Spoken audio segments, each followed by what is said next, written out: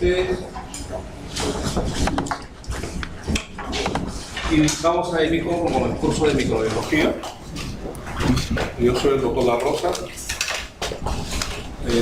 Estamos encargados de la asignatura. Nuevamente este año. Como siempre, les digo, darles la bienvenida a todos.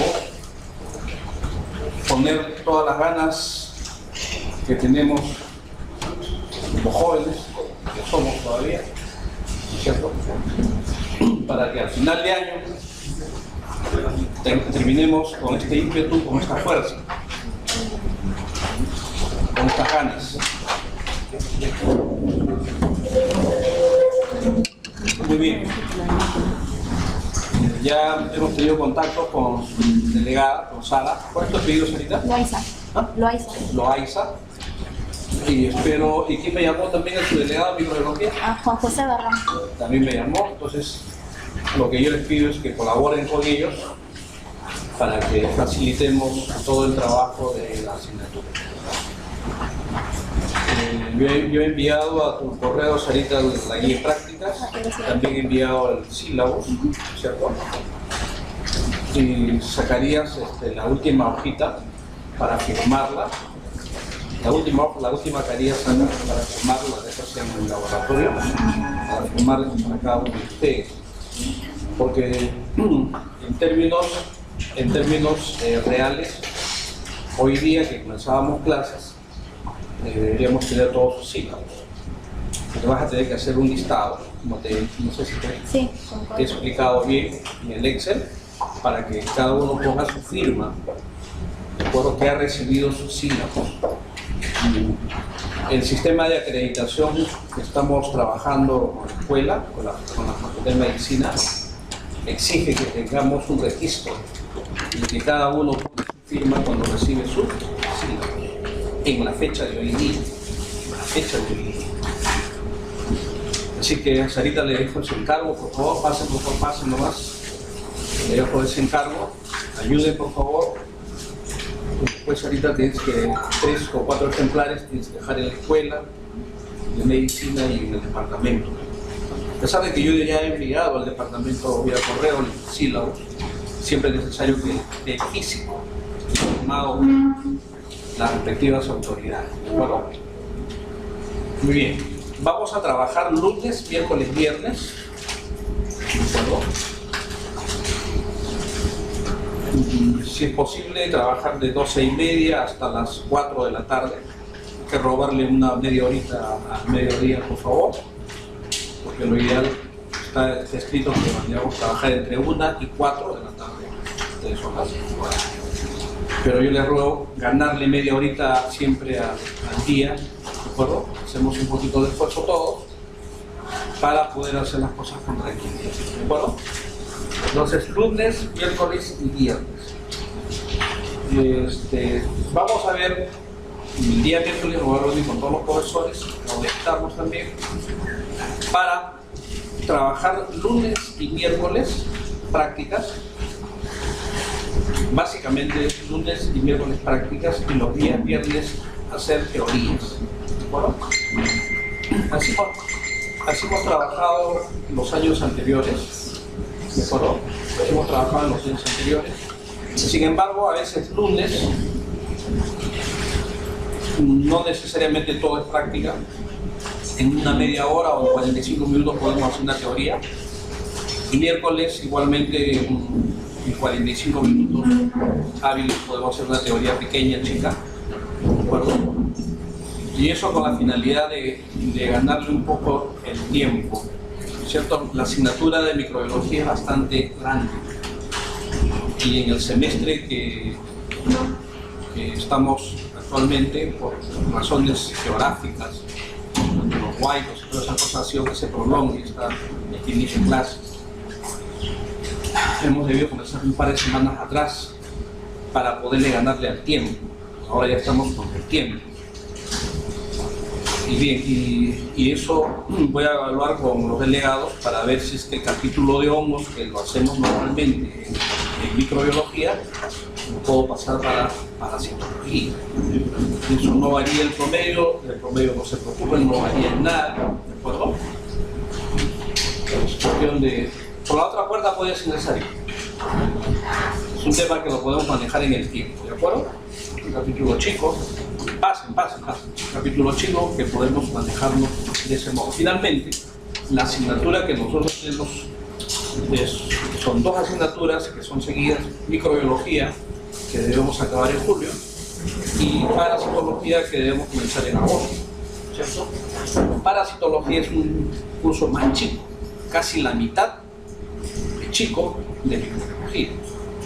Por eso es que a veces en el siguiente semestre el tiempo sobra, ¿cierto? El tiempo sobra un poco.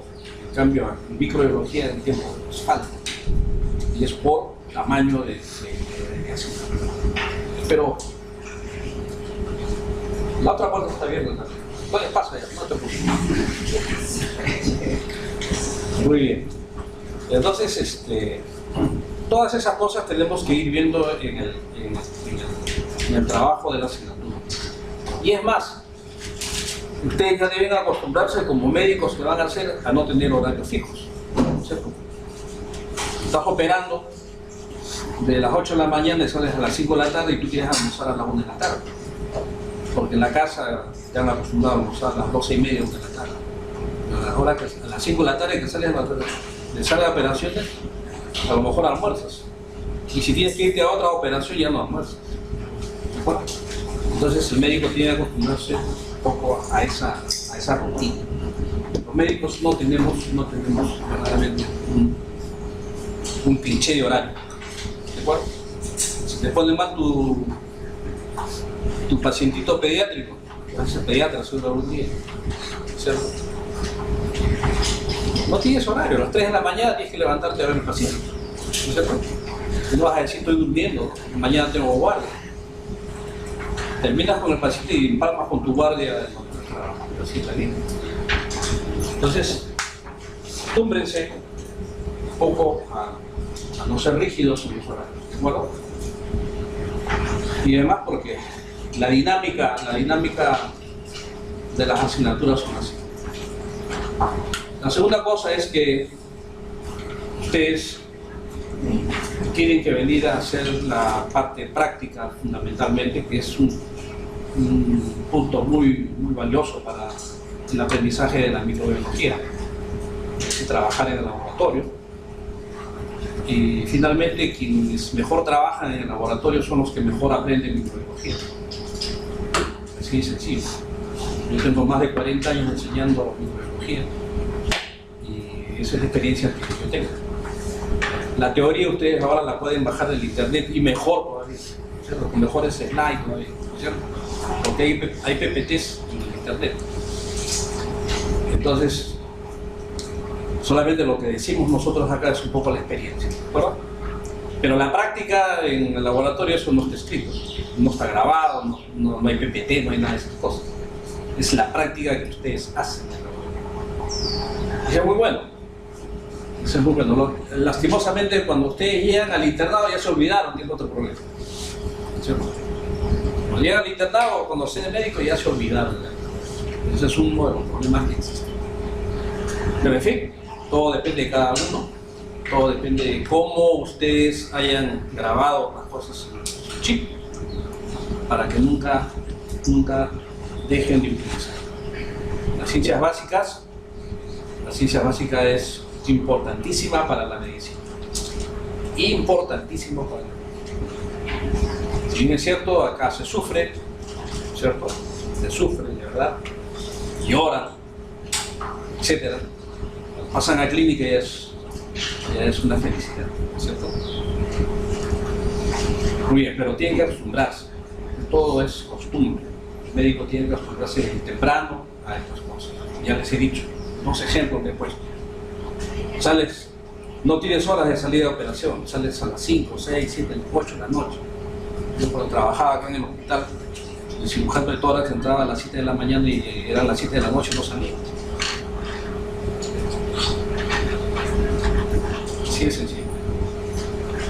Entraban en una sala de partos y supuesto se complicaba y no sabía. Así de sencillo. Entonces, todas esas cosas uno tiene que aprender en el camino. Muy bien. Las formalidades del caso, ¿no es cierto? Respetar horarios. A mí me gusta siempre ser puntual. Yo me comprometo a un horario, por favor, seamos puntuales. Hoy día hemos entrado antes de las 12:30. ¿No es cierto? Así es la vida. Tiene que tener su mandil de guardapolvo, que es mejor que usar chaqueta. Sé que todavía hay calor, es un poco de problemas con el clima, pero lo mejor para el laboratorio es el guardapolvo. El guardapolvo cubre cualquier eventualidad de daño en nuestra ropa. ¿De acuerdo? Veo que tienen cabellito largo, van a tener que conseguirse su ganchito atrás, porque cuando uno prende el mechero, por más que sea de alcohol, ¿cierto? O si está prendido el de gas, peor todavía, el cabello ni te das cuenta que se te prende. Tiras la cabeza de este modo así, ¿cierto? El pelo vuela, roza el fuego y prendes. Años que no nos pasa esta situación, muchos años, porque siempre les recomendamos, ¿de acuerdo? Y esa es bioseguridad. Estoy hablando un poco de bioseguridad. Hoy en día se puede trabajar con guantes, hay guantes descartables, cuestan muy baratos, ¿no es cierto? Pónganse sus guantes. Si quieren utilizar mascarilla, pónganse mascarilla, ¿no es cierto? Es un poco la bioseguridad, no un poco, sino mucho la bioseguridad que tenemos que tener en el laboratorio. Y yo, como siempre les digo, yo también he sido joven que ustedes, también he estudiado acá en Villarreal. Yo soy de la 6ª promoción. Y a ese muchacho nos gusta jugar, ¿no es cierto? Acá en el aula de teoría jueguen todo lo que quieran. Yo les voy a permitir, no tanto. Pero en el laboratorio no jueguen. Sí, por favor. Ahí sí, por favor. Ahí sí tienen que mantener tranquilidad. Yo sé que son palistas, jalas el cabello, los meñiscas, etc. Entonces, y ahí se está trabajando siempre con material contaminado. Bueno, si bien es cierto, son bacterias que a veces están ya amortiguadas para que no hagan daño, perfecto, ¿no es cierto? Pero de todas maneras son bacterias que pueden complicar. Y no solamente a nosotros, porque lo podemos llevar de la mano, en la ropa, en la casa, y podemos contagiar en la casa, enfermedades. Bueno, entonces en el laboratorio sí, por favor, yo les pido que seamos correctos. Por cada mesa va a tener un delegado que va a tener la tarea de controlar a los compañeros de la mesa. ¿De acuerdo? Tienen que enviar a imprimir la guía de prácticas. Cada uno debe tener su guía de prácticas para que trabaje ahí en la guía. Eso realmente es un cuaderno de prácticas. Ustedes pueden tener un cuaderno adicional para que hagan las anotaciones que deseen, los dibujos que quieran, etcétera, traer su lápiz a color. Es decir, ustedes pueden hacer las cosas de mejor manera. Yo he visto cuadernos de chicos que son muy excelentes dibujando, hasta fotografía ahora pueden tomar con el celular, lo bajan, hacen unos cuadernos muy bellos. Antiguamente todo teníamos que hacerlo a lápiz, no había pues cómo tomar la foto. Entonces, y eso es que cada profesor de mesa lo califica, ¿no es cierto? Tiene un calificativo importante para su nota del ¿cómo se llama? Del capítulo. Muy bien, eso es en relación a la guía de prácticas.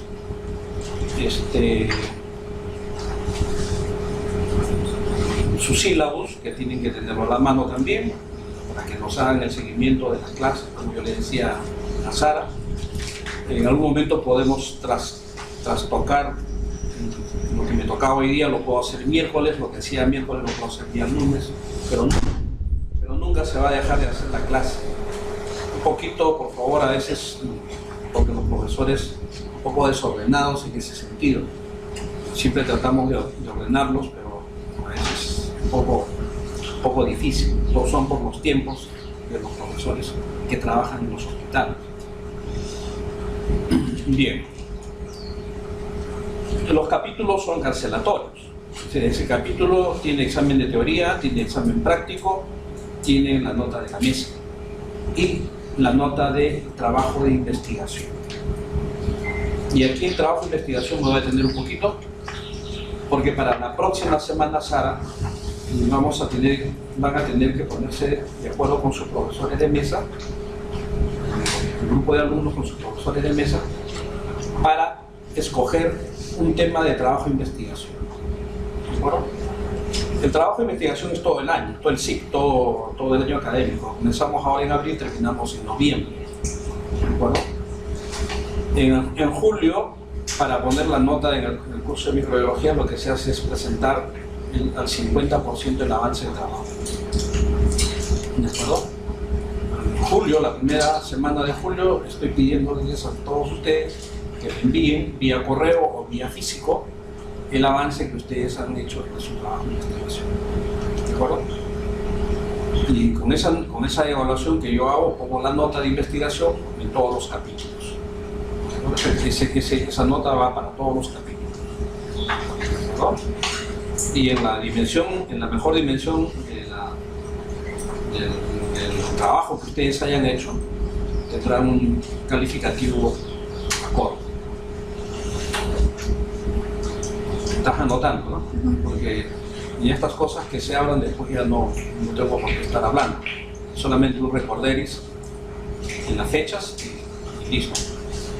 Acuérdense que yo en la tercera o cuarta semana de julio tengo que tener todas las notas del primer curso de microbiología. La primera semana, los primeros días de agosto, tengo que tener notas. Entonces, si no tengo notas entre la tercera semana y cuarta semana de julio, no pongo notas. El grupo que no entregó, simplemente no tiene. Desaprobará la asignatura, no es problema mío. Estamos avisando con tiempo para que ustedes hagan las cosas con tiempo. ¿De acuerdo?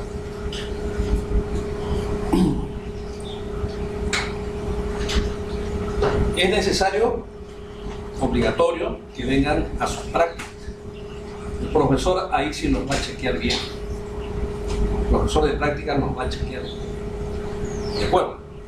Es una relación profesor-alumno bastante cercana.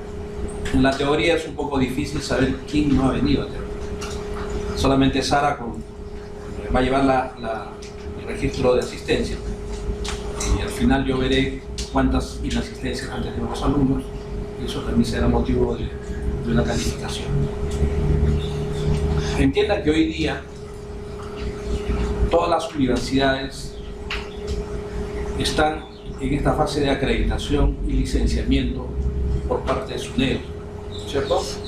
El año pasado hemos tenido problemas, ustedes han conocido, porque el cambio de la universidad, de acuerdo a la ley SUNEDU, no se hizo a tiempo y lo que se hizo no estaba completo. Y entonces SUNEDU finalmente aplicó el reglamento de la universidad, le aplicó la ley, vamos a economía, y entonces se produjeron todos estos problemas. Felizmente este año las cosas están tranquilas, se ha cumplido en gran mayoría a los requerimientos de SUNEDU, pero nos queda licenciamiento para este año, 2017-2018, y nos queda después acreditación. Tenemos que acreditar la Facultad de Medicina, la Escuela de Medicina, la Facultad de Medicina. Porque si no acreditamos, nos cierran la facultad. ¿De acuerdo? Y en ese trabajo no solamente estamos los profesores, en ese trabajo también están ustedes los alumnos. ¿De acuerdo? La responsabilidad es de todos, profesores, alumnos y los trabajadores mismos. Los trabajadores siempre han querido quitar el cuerpo, ¿cierto? Ellos siempre han visto su necesidad personal, y muchas veces nos han metido en problemas.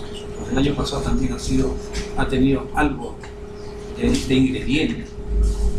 Felizmente este año ya no tenemos ese problema. porque han entendido de que el problema es que la escuela, las facultades, tenemos que acreditarnos, tenemos que licenciarnos entre los alumnos, profesores y los trabajadores. Ellos también tienen que colaborar. Entonces, la acreditación y el licenciamiento exige ciertas cosas, ¿cierto? Las asistencias, por ejemplo, a los exámenes, tengo que tener registro de las asistencias, tengo que tener registro de sus seminarios, tengo que tener registro de sus investigaciones, trabajo de investigación. Todo es papelería, lastimosamente todo es papel y todo es lo que tenemos que dejarlo en constancia. Bien, entonces cuando tengamos que hacer trabajo para licenciamiento o para acreditación, vamos a conversar nuevamente con ustedes. Yo soy miembro de esa comisión. Hasta hace poquito he sido presidente de la comisión, pero por razones de trabajo lo he dejado. Pero seguimos en el trabajo de la acreditación de nuestra facultad. Muy bien. Entonces los exámenes, cada examen tiene 4 cosas, ¿sí? Pues, teoría, el examen práctico, la nota de mesa de práctica y la nota de investigación. De las 4 notas sale un promedio, ¿de acuerdo? Y ese promedio se cancela, y después entra la sumatoria de todos los capítulos y se saca promedio y es la nota final, ¿de acuerdo? Muy bien. Los exámenes están programados también, como decía Sara, todas las teorías, todos los seminarios y todas las cosas que tienen que hacer en la mesa tienen que haberlo resuelto, haber culminado para tomar el examen del capítulo, ¿de acuerdo? No tomamos exámenes que no han cumplido con todas las cosas, tanto ustedes como nosotros. El profesor que debe una clase tiene que hacer la clase primero para tomar examen, porque necesariamente de su teoría se ponen preguntas para el examen, ¿de acuerdo? Las preguntas normalmente son con 5 alternativas. A veces hay preguntas para relacionar, a veces hay preguntas incompletas, etc. Ustedes van a ver el bagaje de preguntas que hay en la asignatura. Ustedes ya están acostumbrados a esa tarea. Después, ¿qué más?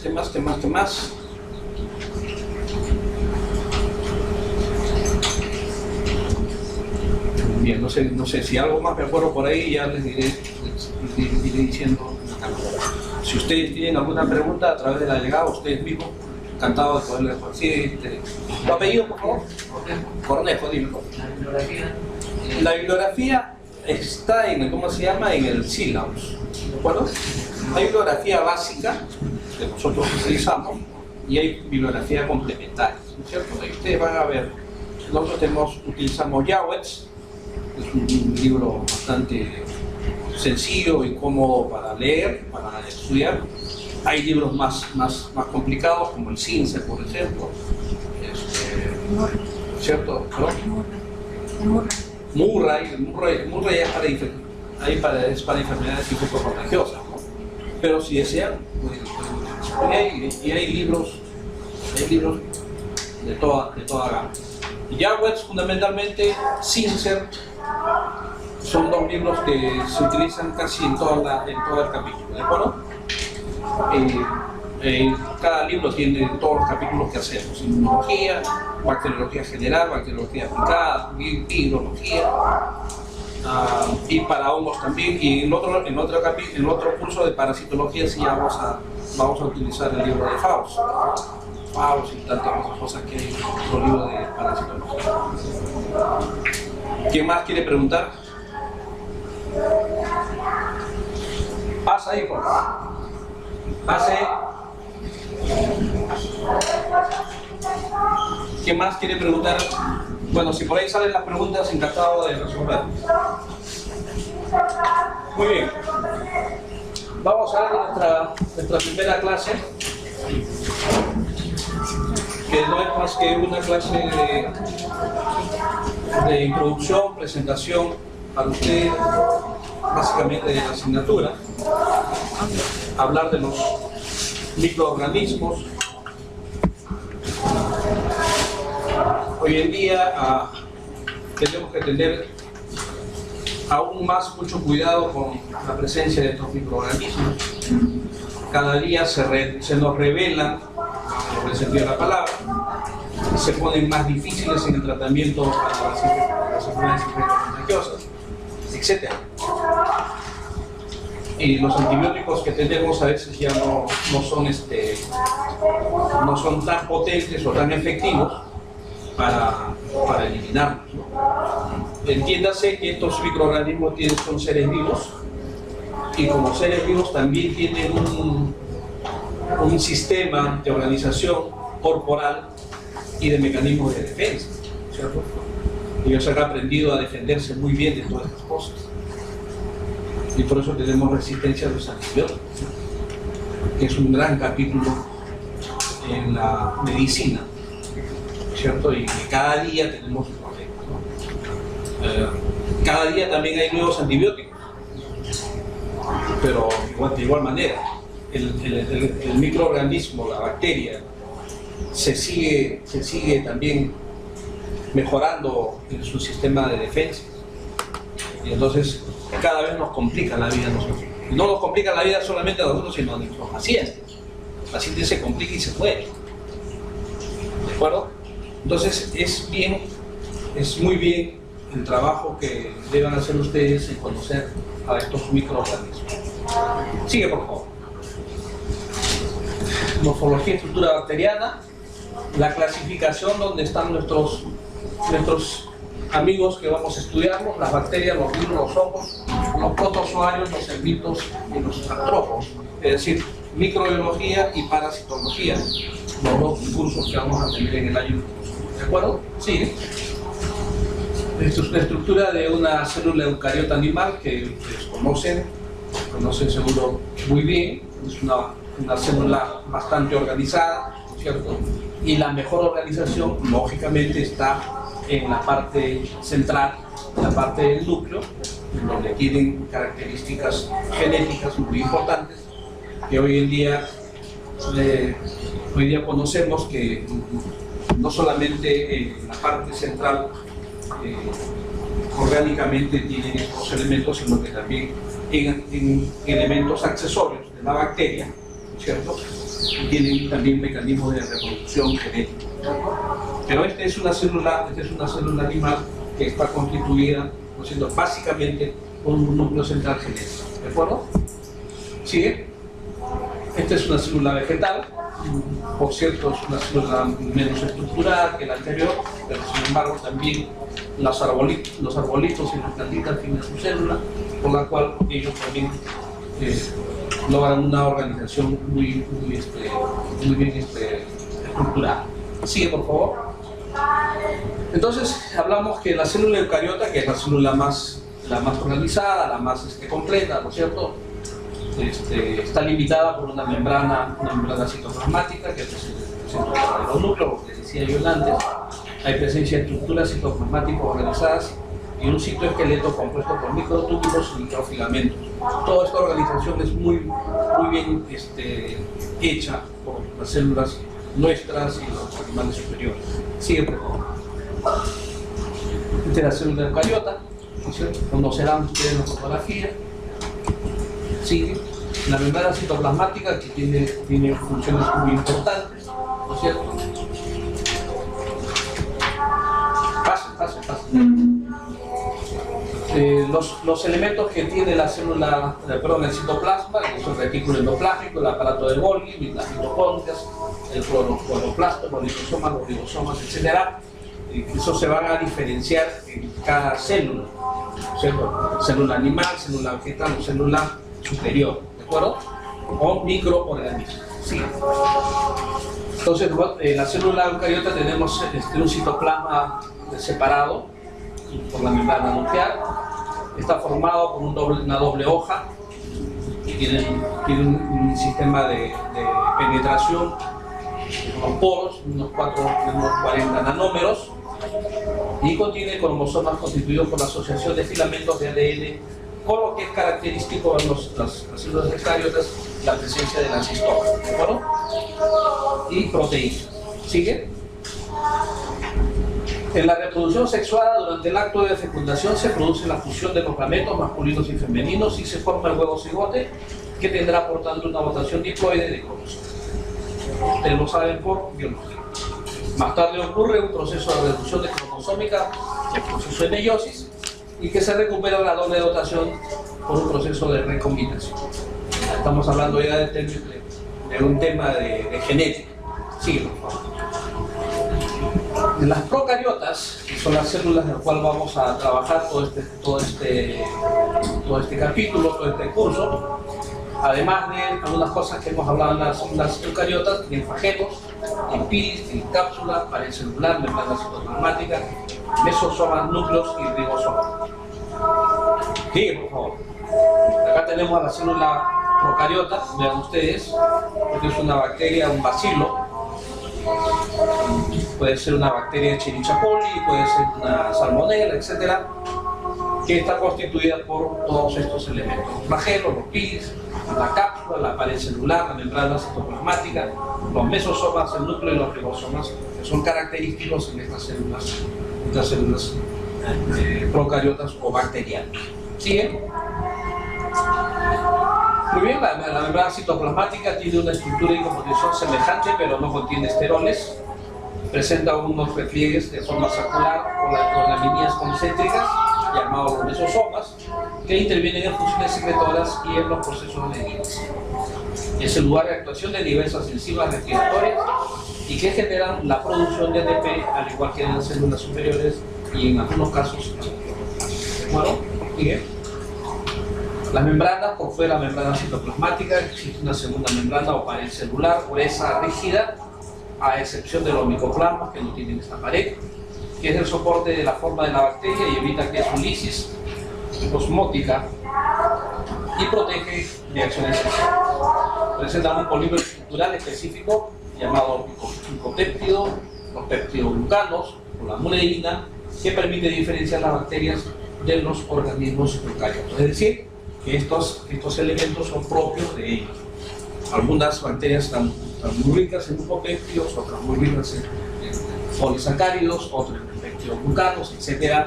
Cada bacteria va a ir diferenciándose, ¿no es cierto?, de acuerdo a su organización. Sigue. Los citoplasmas no contienen sistemas membranosos ni estructuras especializadas, con algunas excepciones. Presentan un aspecto granuloso y pueden distinguirse dos tipos de granulaciones, los mayores o los submicroscópicos. En ambos casos, esto es lo que marca la diferenciación de las células microbianas. El ribosoma 50S y el ribosoma 30S, que son propios de las bacterias. Y cuando hablemos de antibióticos, hay antibióticos que atacan exclusivamente al ribosoma 50S y hay antibióticos que atacan exclusivamente a los ribosomas 30S. Sigue. El núcleo no presenta membrana nuclear, constituido por filamento de ADN en espiral doble, no asociado a proteínas de 1 milímetro de longitud, y se observa como una madeja de filamento. El ADN cromosómico portador de la información y de la especificidad de bacterias. Y algunas bacterias pueden contener un ADN bacteriano denominado plásmidos, o sea, es decir, aquellos que están por fuera, aquellos material genético que está por fuera del núcleo. Sigue, por favor. Los plásmidos, que hoy en día se estudia bastante, representan el 2% del cromosoma, contienen información genética, conforman el ADN extracromosómico, lo que se decía, es decir, por fuera del cromosoma, por fuera del núcleo, hay un ADN adicional. Y es muy importante para la reproducción, la replicación y el mecanismo de defensa y etcétera, cosas que hoy día se conocen en los humanos. Se replica de forma autónoma, nos sigue un ratito importante en la ingeniería genética. Hoy en día, este tema de ingeniería genética es importantísimo porque ha permitido la clasificación de muchas bacterias que anteriormente no han estado clasificadas. Y eso está sirviendo también inclusive para modelar bacterias, es decir, me atrevo a decir algo que que podría estar ayudando mañana más tarde en el tratamiento de enfermedades infectocontagiosas muy severas, como por ejemplo, se me ocurre decirles, a micobacterias tuberculosas multiresistentes, pero hoy día se llama XXR, ¿no? Que son la resistencia a tratamientos de tuberculosis. Muy bien, sigue por favor. La movilidad es debido a esto. Las bacterias tienen, muchas de ellas son móviles por la presencia de sus flagelos. Los flagelos también tienen una connotación muy importante en las bacterias que la presentan, por todo lo que significa también, virulencia, patogenicidad, mecanismo de reproducción, etc. Y además de los flagelos hay tilis o fimbrias que intervienen también en casi lo mismo que los flagelos, es decir, para transferir material genético. ¿Cierto? Hoy en día, vean ustedes, la bacteria no solamente tiene el núcleo, donde tiene ADN, ARN, sino hay elementos externos que tienen también esta propiedad. ¿Claro? Los flagelos, los tilis, etc. Y las espiroquetas y las cianobacterias tienen otro tipo diferente de movimiento. Ellos se diferencian un poco porque no tienen flagelos, pero sí tienen movimiento. ¿Sí? Bien, entonces, para recalcar los ribosomas de las bacterias, nada más, los procariotas y los eucariotas, que son diferentes, ¿cierto? ¿De acuerdo? Estos son los ribosomas de las células humanas, por ejemplo, y se diferencian de las ribosomas de las bacterias. Sigue, por favor. Nuevamente, para diferenciar lo que es célula superior y célula procariota. ¿De acuerdo? Sigue. Como decíamos antes respecto de la clasificación de Bergiais, que es la que usamos bastante, ¿cierto? Es una clasificación muy antigua y que permanentemente viene haciéndose algunas actualizaciones. Sin embargo, todavía se utilizan esta forma de clasificación bacteriana. Las bacterias forman un grupo muy heterogéneo de difícil clasificación, tomando como base las relaciones filogenéticas o evolutivas, ya que no existen suficientes datos objetivos para una clasificación natural. Y la clasificación basada en caracteres fenotípicos, estructura, morfología, fisiología, inmunológicos, etc., es la que utilizamos en la clasificación de Bergiais. Sí, por favor. Muy bien, este es el concepto de lo que son las bacterias. Son microorganismos procariotos que presentan un tamaño de unos pocos micrómeros, antes micras, por lo general entre 0,5 y 5 micras de longitud, y de diversas formas, incluyendo filamentos, esferas, los cocos, las barras, bacilos, sarcocorchos, vidrios y hélices, los esquiricos.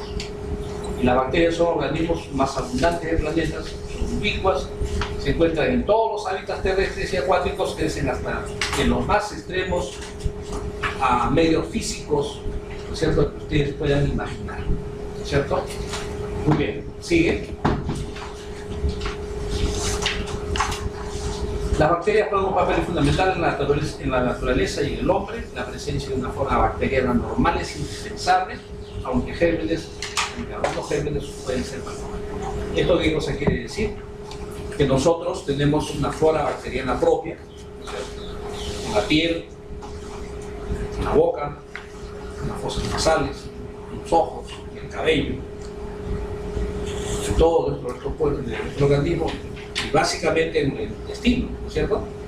En nuestro intestino, en nuestra flora bacteriana propia, que nos defiende de muchísimas cosas, de lo que comemos mañana, tarde y noche, y de lo que tomamos mañana, tarde y noche, nuestra flora bacteriana no defiende. Análogamente tiene un papel importante en la industria y permite desarrollar importantes progresos en la investigación, concretamente en fisiología celular y en genética. ¿Sigue? Bueno, aquí se ha mezclado. Es la clasificación de las bacterias. Este señor Christian Gram, en 1884, hace una clasificación de las bacterias en gram positivas y gram negativas. Y hay un grupo bacteriano que no tiene pared celular, más micoplasmas, y por tanto no se pintan, no se coloran. ¿De acuerdo? Sigue. Entonces, acá tenemos péptidos antimicrobianos. Son importantes que conozcamos todas las enzimas, sustancias químicas que tienen los microbios. Y como vuelvo a decir, esto lo tienen ellos para defenderse de las agresiones que nosotros le ponemos para eliminarlos, ¿no? Fosfolipasas, alfa-defensinas, beta-defensinas, ribonucleasas, defensina, BPI, que es la proteína bacteriana que incrementa la permeabilidad, la catenicilinas, las lisocimas, etc. Tienen todas estas bacterias, ¿de acuerdo? Sigue. Estos son apéndices externos o extras que tienen las bacterias, la cápsula, linfocales, o flagelos, los fines y los hilos. Sigue. Esta es, como decía, la clasificación de Berreis de 1984, la última clasificación, en base a la biología molecular, al tamaño del genoma, a la hibridación de ADN, análisis de nucleótidos de ADN, ARN ribosómico, etc. Que nos clasifica en 4 grupos: división 1, 2, 3, 4, Gracillicutes, Firmicutes, Tenericutes y Mendocicutes. 4 divisiones que nos hace ver. Sí, por favor. Esta es la otra clasificación que también se utiliza, pero un poco menos, la de Murray, la de Gibbons, que clasifica el reino procariota en grandes grupos en base a caracteres fenotípicos y fenotípicos. Cualquiera de las dos las podemos utilizar, nosotros utilizamos más en Berreis. Sigue, por favor. Nuevamente la misma figura que vimos al inicio. Sigue. Las gram positivas, cómo se van a diferenciar de las gram negativas, tanto en pared, en contenido de proteínas, polisacáridos, ácidos teicoicos, ácidos gliceroteicoicos, que diferencian y caracterizan a los gram positivos. Estos dos últimos, los ácidos teicoicos y los ácidos gliceroteicoicos, son los que diferencian a los gram positivos de los gram negativos, como vamos a ver. Sigue, por favor. Lo que se ha formulado como diseño de una representación de la pared bacteriana de los gram positivos. ¿De acuerdo? Sigue. Esto también es otro diseño de una bacteria gram positiva, creo que es el Streptococcus pyogenes, tipo A. De igual manera, tiene sus características propias. Cada bacteria, van a ir conociendo ustedes las características propias de su membrana, de su pared, etc. Sigue, por favor. Los gram negativos, que son los que más pelea nos dan en medicina, ¿cierto? Son los más resistentes a antibióticos que tenemos y debemos conocerlos muy bien. Tienen una pared más compleja. El péptido glicano es más delgado, predominan las proteínas, los fosfolípidos y los lipopolisacáridos. 3 capas tiene: la externa, la intermedia y la interna. Lipopolisacáridos, la externa, fosfolípidos y proteínas. La intermedia es un poquito más fina, pero está caracterizada por lipoproteínas. Y la interna también por péptido glicano. Es decir, ven ustedes la estructura de estos gram negativos, como digo, sí, son los que más problemas en salud y medicina nos dan. Sigue, por favor. Esta es su estructura, ven ustedes, una estructura más organizada de la pared de los gram negativos.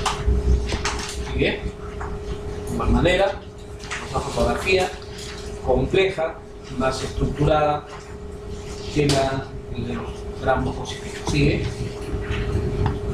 Diferencias entre una y otra, gram positivos y gram negativos, a pesar de que la gram positiva podría representar más ancha, más amplia en tamaño, pero en consistencia los gram negativos son más, para la redundancia, más consistentes, más fuertes, ¿no? ¿Sigue?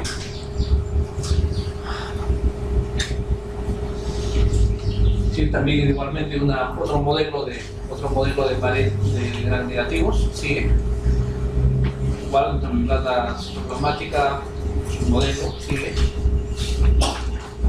Y hay bacterias, salud. Hay bacterias como micobacterias de tuberculosis, ¿cierto? Que son los llamados bacilos ácido alcohol resistentes, ¿no? Son, entonces, ácido alcohol resistentes son bacilos ácido alcohol resistentes. Son los más conocidos en micobacterias de tuberculosis, ¿no? Pertenecen al género Mycobacteria y algunas especies endocárnicas. Poseen ácidos micólicos, son ácidos grasos no saturados de cadena larga, es decir, los ácidos micólicos son los que caracterizan a la pared de estas bacterias. Poseen glicolípidos, forman el cofactor, que también es otra característica de esta bacteria, el cofactor. Y el hecho de ser ácido alcohol resistente es la propiedad física de algunas bacterias a la resistencia a la decoloración de la fucsina básica, que es el rojo, la cual penetra en la célula por acción del fenol y ethanol. Lo que quiere decir la lámina es que para ser observada la bacteria en el microscopio, ¿no es cierto?, hay que colorear la pared, ¿cierto? Entonces esta bacteria tiene una característica muy importante, ¿no es cierto? Se hace resistente, se hace difícil a la decoloración. Entonces no toma fácilmente el rojo, con el cual lo vamos a ver en el microscopio. Entonces es una de las características para hacer la coloración de esta bacteria, por eso es que se le llama ácido alcohol resistente. ¿De acuerdo? Sigue, por favor. Muy bien, esta es la pared bacteriana que se ha formulado para las bacterias ácido alcohol resistentes. O sea, vean ustedes, las características diferentes son modelos que se han diseñado para el mejor conocimiento de estas bacterias. Sigue, por favor. Este es vista al microscopio, ¿cierto? Ven ustedes al bacilo ácido alcohol resistente. Esa es una bacteria, esa es una bacteria de tuberculosis. ¿Cómo se ve? No lo pases para ver. ¿Cómo se ve en el microscopio? Vean, acá hay una, acá hay otra, la parte superior hay otra, allá arriba hay otra. Es una lámina de un esputo de un paciente con tuberculosis, ¿cierto? Donde se pueden apreciar con facilidad esta coloración de bacilo ácido alcohol resistente de esa bacteria, porque con gran podría colorearse, pero no se los podría diferenciar, ¿cierto? Con gran podría pasar por cualquier bacilo bacteriano que tenga la forma de bacilo, pero acá en esta coloración esto es indistinguible, no hay pierde. Estas bacterias son tuberculosis. Entonces el microbiólogo, el patólogo clínico, cuando ve la lámina coloreada de esa manera, en un esputo o en una secreción, puede ser jugo gástrico, puede ser micropleural, puede ser orina, puede ser heces, etc. Y ven esas formas de bacterias en esta coloración, es tuberculosis. No hay pierde. ¿De acuerdo? ¿Siga? Bien, el núcleo bacteriano nos referíamos en las láminas anteriores.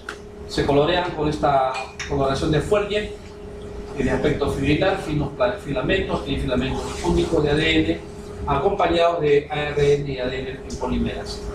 No hay histonas, como decíamos, a diferencia de las células eucariotas. Y Watson y Crick, en el año 53, fue los que descubrieron este enmarañado de las bacterias. ¿Sigue? Sus funciones: el ADN cromosómico confiere peculiaridades genéticas, interviene en los mecanismos de transferencia genética, controla la división bacteriana y regula la síntesis proteica. ¿Sigue? Muy bien, el ARN citoplasmático, conocemos los tres: el ARN mensajero, el ARN ribosómico y el ARN de transporte, ¿no es cierto? O de transferencia. ¿Sigue? El ADN extracromosómico, el cual está representado básicamente por estos plásmidos, ¿cierto? Plásmidos muy importantes hoy en día.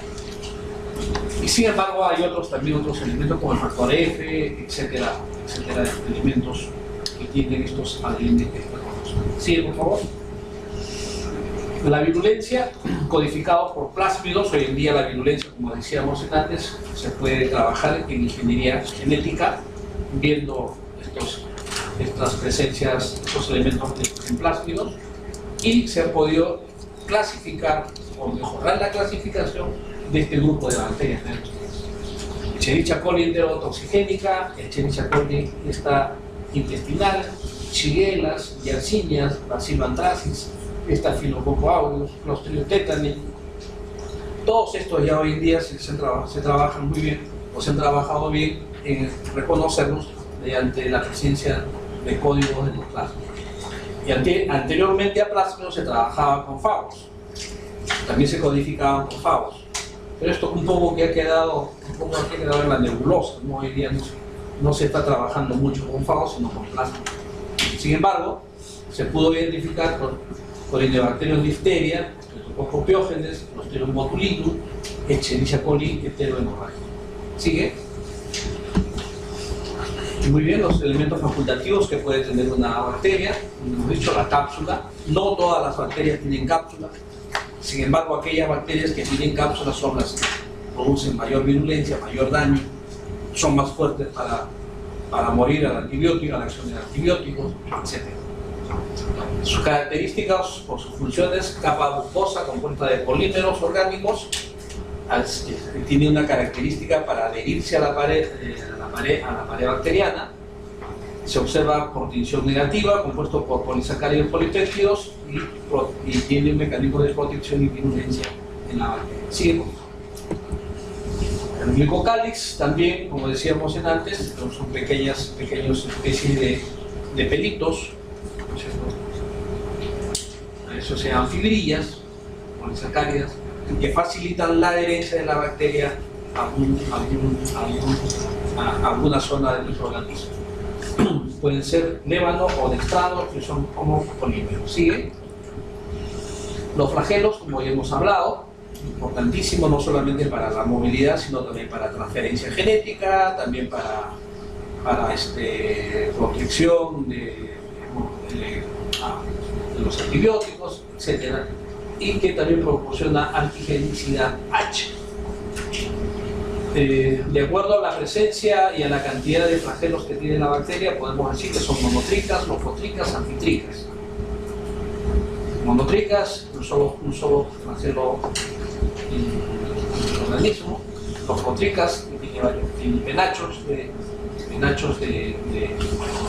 flagelos, y anfitricas a ambos lados, penachos o pelos a ambos lados. Y las peritricas, las enterobacterias, que tienen en todo su cuerpo, tienen flagelos. ¿Sigue? Bien, este es también un diseño de flagelo, ¿cierto? Han diseñado que tiene un motorcito, ¿cierto? Un motorcito en la parte interna, y que ese motorcito hace mover. ¿Sigue? Las fibras son pili, que tienen casi las mismas características de los flagelos, son más chiquitos nada más, ¿de acuerdo? Sirven también para la adherencia, tienen propiedad antigénica, movilidad. Quizás aquellas bacterias que habitan el aparato urinario, la Escherichia coli que gusta meterse ahí en el aparato urinario, ahí pueden ser que tengan estas características de presentar fibras. Sigue. Los PILIF, que son factores de transferencia de tipo sexual, ¿no es cierto? Y también de resistencia bacteriana a antibióticos, ¿no es cierto? Las bacterias F positivas son las que tienen esa característica, y habrían bacterias F negativas que no la tienen, pero estas bacterias F, por conjugación, por acción sexual, transfieren esa característica a aquellas que no la tienen. ¿De acuerdo? Sigue. Bien, acá tenemos, como decíamos, los monotricos, los lofotricos, los anfitricos y los peritricos. ¿De acuerdo? Tienen pelitos, tienen penachitos, tienen penachos en ambos lados, y si tienen pelitos o flagelos en toda la periferia del cuerpo. ¿Sigue? Las esporas, que también algunas bacterias lo producen. Igualmente debemos decir que las esporas son los factores importantes en la resistencia contra los antibióticos.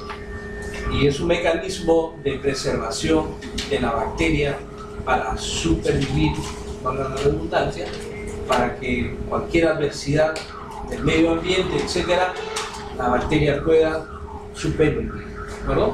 No todas las bacterias forman esporas. Muy bien. Exclusivamente presentes en bacilos, son termoresistentes, compuestos por proteínas, lípidos, polisacáridos, ARN, ADN, ácido dipicolínico, y posee capacidad inmunogénica, mantiene la virulencia de la bacteria. Sí. Acá tenemos la presencia y localización de las esporas, cuando está al centro, sin deformar la bacteria, cuando está al centro deformando bacteria, cuando está en un extremo sin deformar bacteria y cuando está en un extremo deformando bacteria, etc. Y ahí va a tomar diferentes nombres. Espora central, espora terminal, espora subterminal. ¿De acuerdo? Acá tenemos el gráfico de la composición de la estructura de una espora. Ven ustedes cómo está organizada la pared de la espora y dentro de ella se encuentra la bacteria. Cuando encuentra mecanismos favorables para que ella pueda salir del medio ambiente y reproducirse, lo hace. Rompe la pared de su espora y ella sale al medio. Sigue, morfología bacteriana, los cocos, cocobacilos, bacilos, espirinos, espiroquetas, estreptococos, estafilococos, diplococos. Son términos que ustedes van a tener que aprendérselos, porque de esto se trata, de este estudio se trata de todo el curso, casi todo el curso, ¿no es cierto? Vamos a ver, sigue por favor, cuando es un coco, vean un coco, formas redondeadas, ¿cierto? Si están dos puntitas, diplococo, si hay cuatro, tétradas, ¿cierto? Tétradas, no se van realizando. Cuando están en racimo, estáfilo, ¿cierto? Acá no veo acá arriba cadenitas, estrepto, cadenitas, diplo, cocos, tétradas, racimos, ¿cierto? Las bacterias tienen también esa característica de agruparse. Cuando yo veo cocos así agrupaditos, digo que son estafilococos, ¿cierto? Cuando yo veo cadenitas, digo que son estreptococos, etc. Conforme vamos avanzando en las clases, van a ir ustedes nuevamente recordando. Aquí está coloreadito, ¿cierto? Está coloreado. Acá también están coloreados y ahí vean ustedes. Hay cocos, diplococos, hay estreptococos, vean ustedes, acá no es redondo, aquí son cadenitas de bacilos, ¿cierto? Aquí son estreptococos, son cadenitas de bacilos. Acá hay tétradas, y 4, ¿cierto? Y esto es estafilococo. Sigue. Estos son los bacilos que se reconocen por la forma como termina, ¿cierto? Cómo termina. Bueno, también los bacilos tienen sus características. Y finalmente las espiroquetas, ¿no? El treponema es el A, ese Borrelia, ¿no? Borrelia es el B y ese es el E. Tienen otra fisonomía, tienen otra morfología. Y este eje que tienen ellos es el que le da estabilidad y movimiento, ¿no? Diferente a las otras bacterias que tienen flagelos para moverse. ¿Sí? ¿Sigue? Creo que son las últimas. Coloración de Gram. Perfecto. Sigue. Son bacilos. Coloración de Gram. Sigue. Estos son espiroquetas. Vean ustedes. Sigue. Tamaño de los microorganismos, creo que con esto termino. Sigue.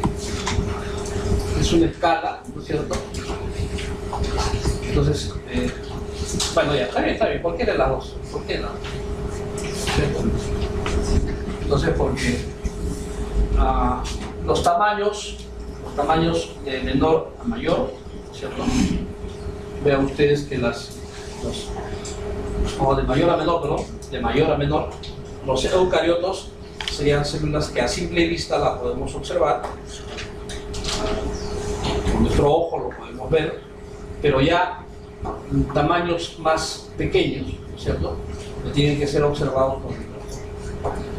Y hay virus que pues, los virus son casi imperceptibles, con un microscopio muy especial para ver el tamaño viral, tenemos que hacerlo, ¿cierto? Muy bien, sigue.